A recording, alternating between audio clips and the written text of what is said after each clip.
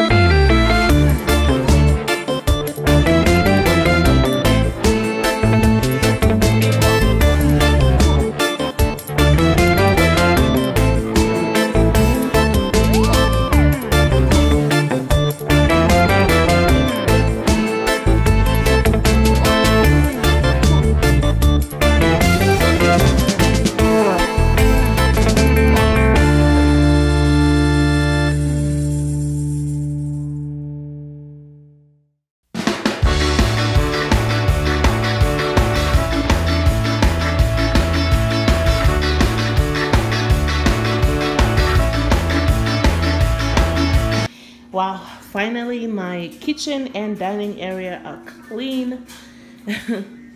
Oh my gosh, I started this at 7. It is now 9:38. So, oh man, I had to kind of stop a little bit so that I can take care of my boys. But finally got this done.